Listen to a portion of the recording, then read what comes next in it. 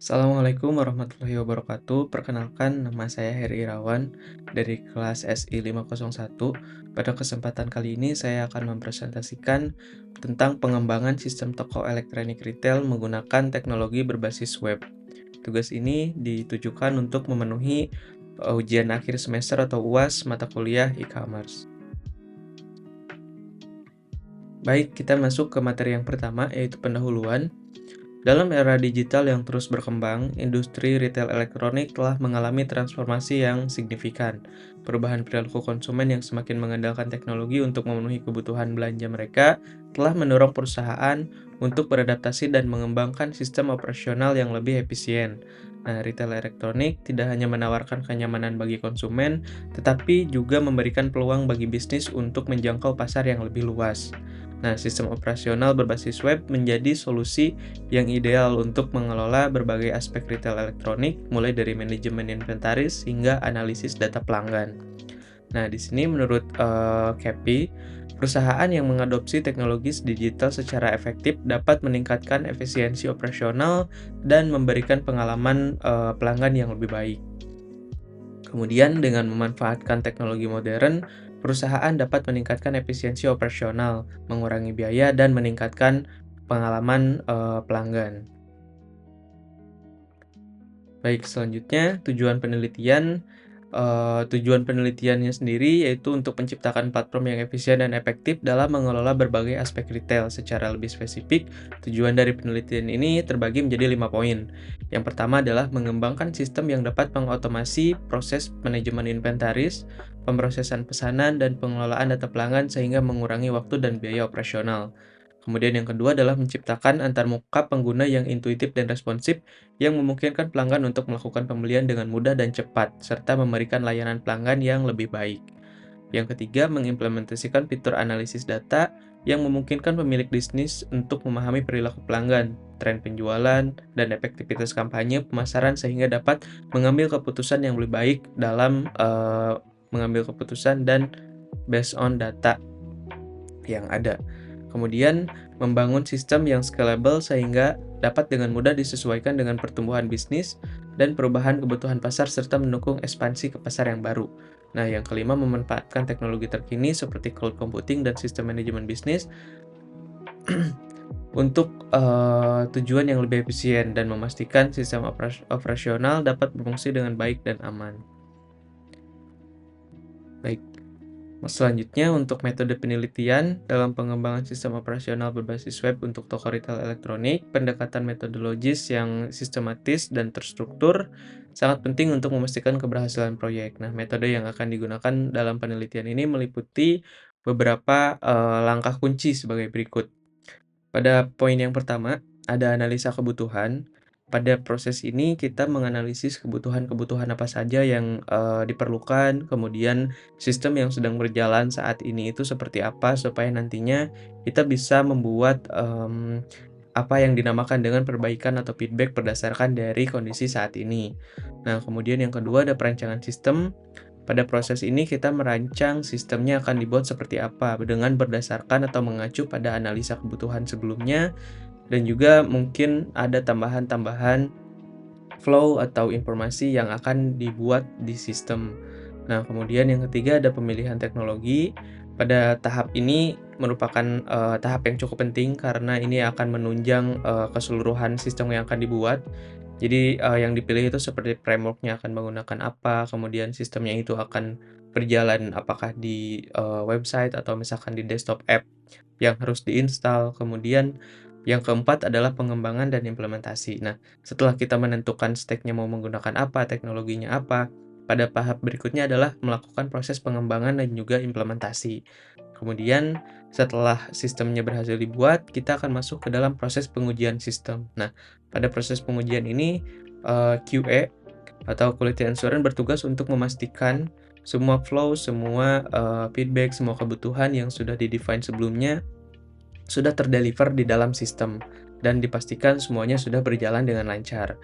Kemudian ada pelatihan dan juga implementasi. Nah, pada tahap ini pelatihan dan juga implementasi itu ditujukan kepada user yang nantinya akan menggunakan sistem ini. Sehingga ketika mereka mengoperasikan sistem, mereka sudah mengetahui dan menguasai apa saja fitur yang terdapat di dalamnya dan bagaimana cara untuk menghandling jika ada sesuatu yang terjadi. Kemudian ada evaluasi dan pemeliharaan sistem. Nah, ini poin yang terakhir. Jadi, setelah programnya jadi, kemudian digunakan, kita tidak akan berhenti di situ. Jadi nanti ada tahap evaluasi, yang mana kalau misalkan ada feedback, kemudian ada tambahan fitur yang ingin dimasukkan, itu bisa. Dan juga untuk pemeliharaan sistem, kita harus rutin seperti membackup data, kemudian jika ada bug atau misalkan sesuatu yang salah, itu harus kita pelihara dan juga kita perbaiki.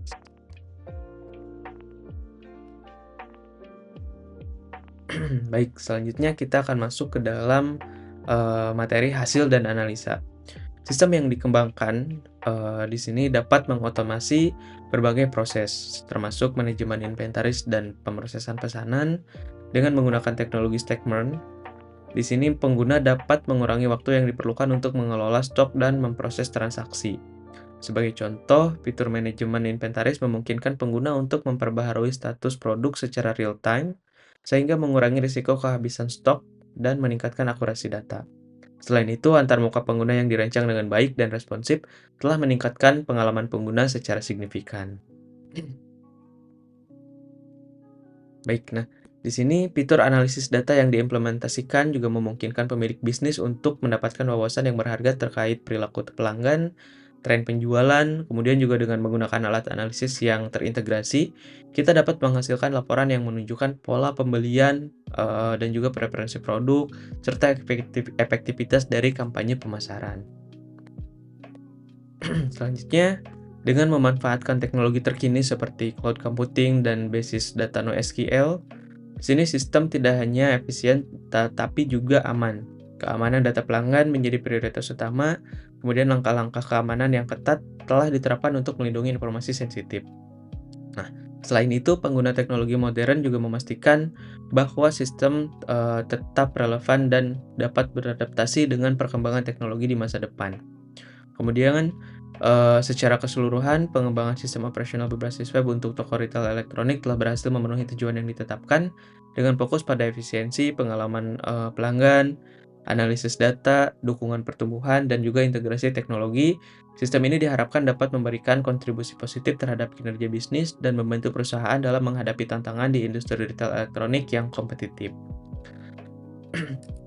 Nah, kemudian di sini saya akan sedikit menunjukkan flow Figma atau desain dari aplikasi toko retail elektronik itu sendiri.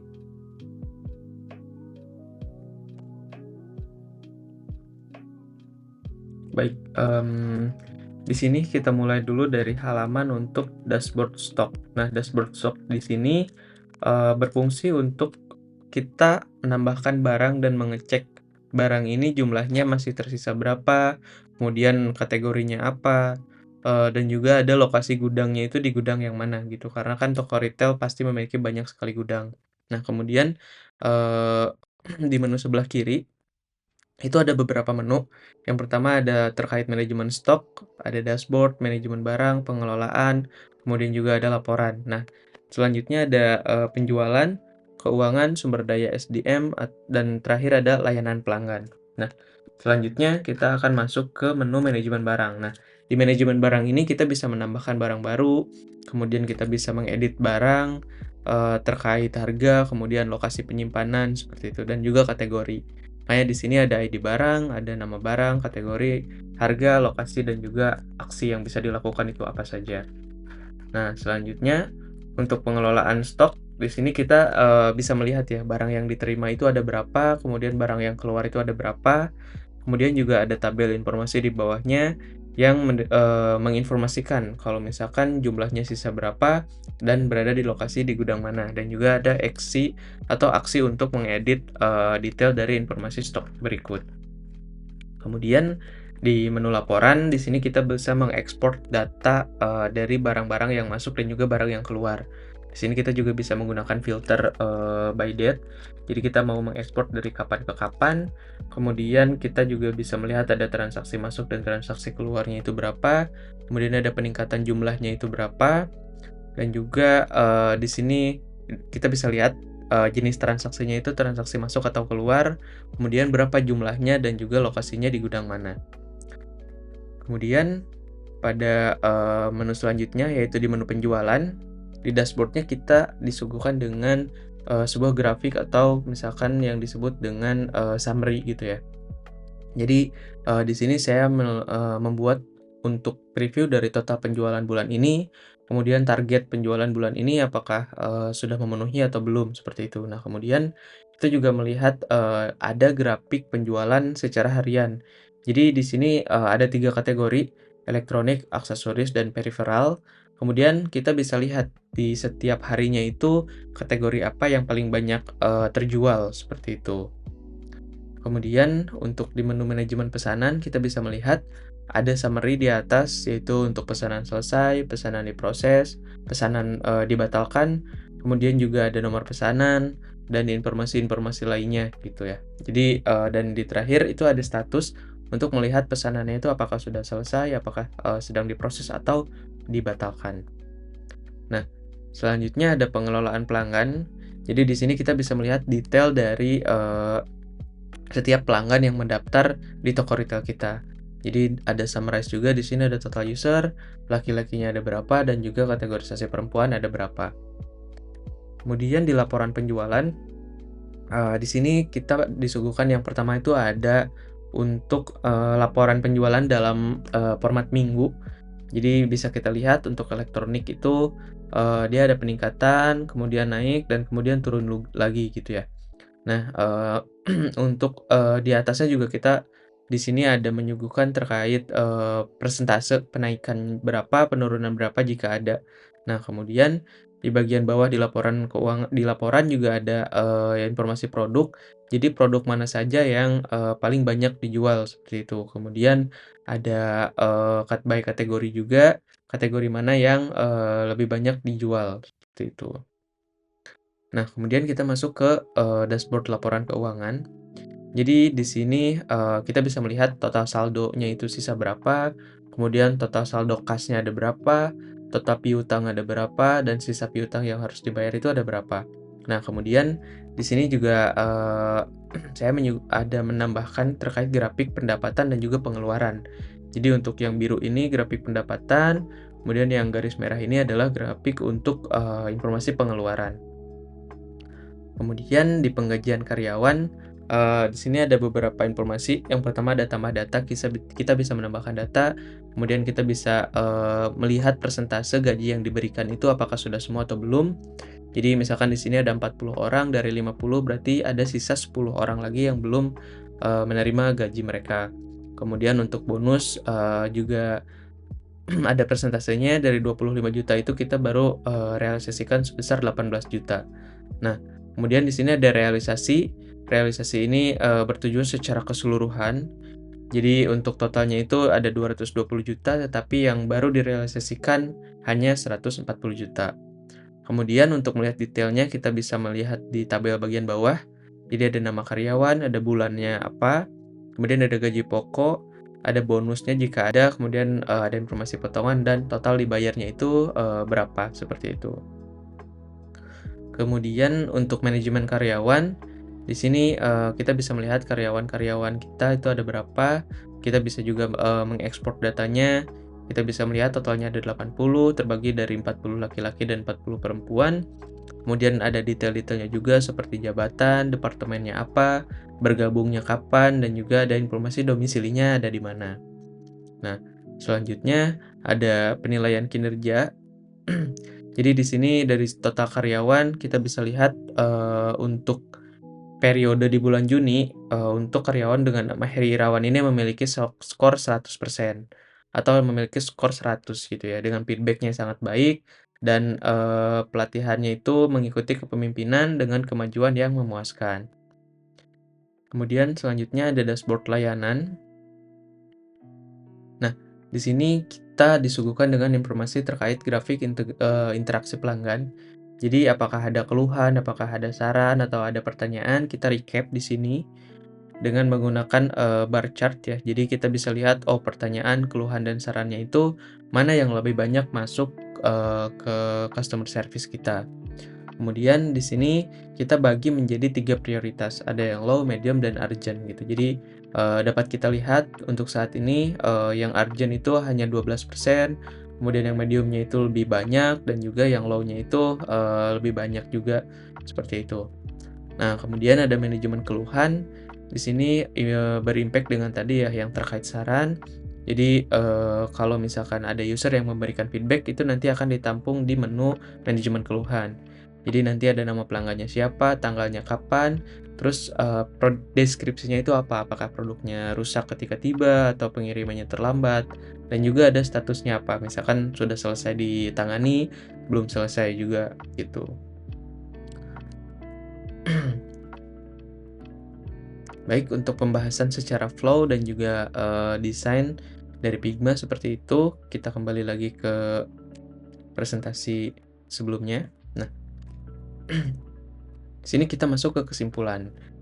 Pada pengembangan sistem operasi berbasis web untuk toko retail elektronik, telah berhasil mencapai tujuan yang ditetapkan, dengan fokus pada peningkatan efisiensi operasional, pengalaman pelanggan, analisis data, dukungan pertumbuhan bisnis, dan juga integrasi dengan teknologi modern, melalui penerapan teknologi Stackman.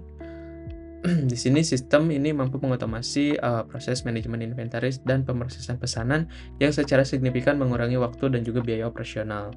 Kemudian secara keseluruhan, laporan ini menunjukkan bahwa sistem operasional berbasis web yang dikembangkan tidak hanya memenuhi kebutuhan retail elektronik saat itu, tetapi juga memberikan fondasi yang kuat untuk pertumbuhan dan keberlanjutan bisnis di masa mendatang.